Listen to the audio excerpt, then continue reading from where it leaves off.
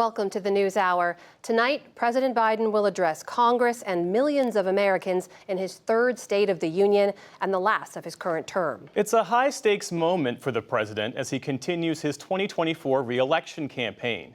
And the speech will give him the chance to reach voters and convince them to give him a second term in the White House.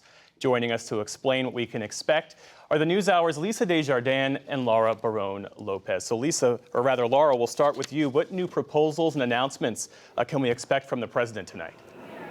Thanks, Jeff. President Biden is expected to announce that the U.S. military is going to establish an emergency port on the coast of Gaza. And we don't know exactly the location of where that port will be, but we do know that that port will enable the delivery of truckloads via ship, truckloads of crucial aid. That includes food, water, medicine, temporary shelters. And this announcement comes after the third airdrop in recent days of aid. And it means that also no U.S. military will be required to deploy to Gaza. In addition to that, Jeff, there are also a number of key domestic proposals that the president will be announcing, including raising the corporate tax rate to 28%, offering first-time homebuyers a $5,000 tax credit, capping out-of-pocket costs for prescription drugs for all Americans, not just those on Medicare, and urging Congress to pass the bipartisan border deal. And Laura, how are people in the White House and in the Biden campaign really viewing this speech as a chance for the president to reconnect with the key parts of his coalition, the winning coalition that delivered him the White House back in 2020?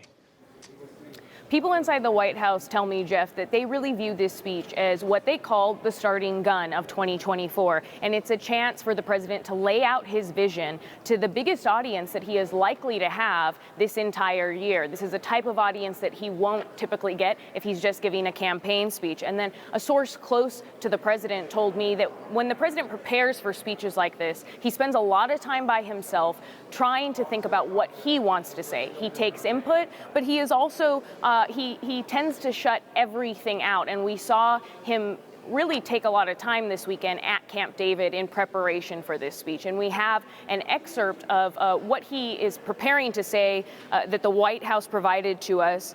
Based on his prepared remarks, he's expected to say, "My lifetime has taught me to embrace freedom and democracy. Now some other people my age see a different story, an American story of resentment, revenge, and retribution. That's not me." That defense of democracy, Jeff, at home and abroad is going to be one of the three main themes of the president's speech. He's going to remind people about January 6th. He's going to remind people about the COVID pandemic that he inherited. And he's also, the other two pillars are a defense of individual freedoms like abortion, IVF access, and then finally building upon his economic vision. All right, so Lisa, over to you. If this speech is the starting gun of 2024, to use that phrase, how are Republicans planning to respond? That is something we have rare bipartisan agreement on, that this is essentially the opening of the 2024 presidential season. Republicans' response will come from one of their most junior members of the U.S. Senate, 42-year-old Katie Britt of Alabama. Now, speaking to her office, they believe that one thing that Britt brings to the table tonight is the fact she's a working mom. They told me that her theme will be the idea that Republicans, that their party is the party of families and children. They will push that forward. In another thing that Katie Britt plans to do, she says she sees her speech as the closing prosecution of the case that Joe Biden failed as president. It seems to me she's not going to talk so much about Donald Trump, but instead her job, which is a classic job for the response, will be to take on Joe Biden's policies, specifically kitchen table issues they want to talk about, inflation, prices, those kinds of things, but immigration certainly will come up as well. This will be a big test for her, but her office says that she's a meticulous prepper and that they're not fazed, even though they know it's an awkward format.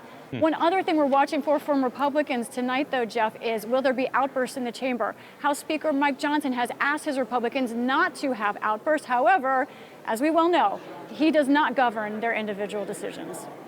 Well, the president is the primary focus tonight, but we should also say that members of Congress each get one ticket to give out to a guest who can join inside the chamber. I know you've reached out to nearly every House office. What do these guests tell us about the members of Congress and their priorities? That's right. In this time where national politics just seems so stratified, we now see kind of decentralized politics, and local politics matter more than ever. These members have a lot at stake tonight in the messages that they convey to their constituents. So I saw some trends overall, a lot of guests having to do with health care on the Republican side, some having to do with crime and veterans issues. But we found 3 guests that we thought were interesting, that we wanted to highlight their stories who are here tonight. One is an IVF doctor, another someone who's received some rare disease treatment. But first, as you listen to these members who are here tonight from all over the United States, I want to bring the voice of a woman who was there at the Selma March, Bloody Sunday. She was 9 years old. That anniversary is tonight, Jeff, as you know, and she came here to talk about voting rights.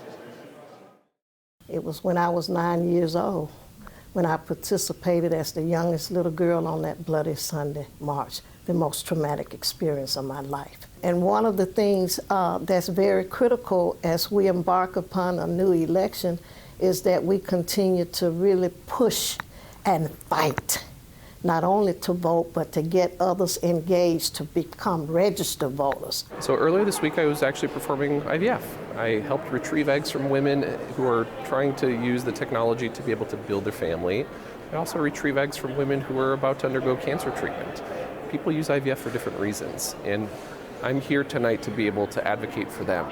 I'm visiting here today because I was fortunate to be a recipient of gene therapy for sickle cell anemia, and it's been post 6 years since my transplant, and I haven't experienced any pain or any crises related to it, and so I really just want to bring attention to the topic.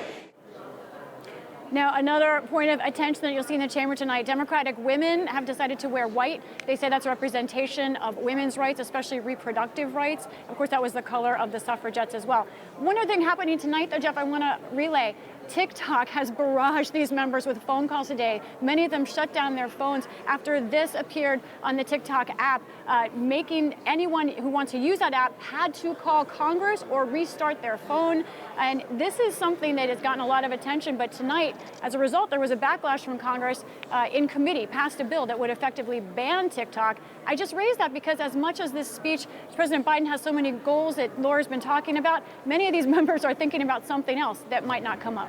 Yeah, in fact, we have a report on that later in the broadcast. That is Lisa Desjardins and Laura Barone Lopez. Our thanks to you both, and we'll see you later this evening. Thank you.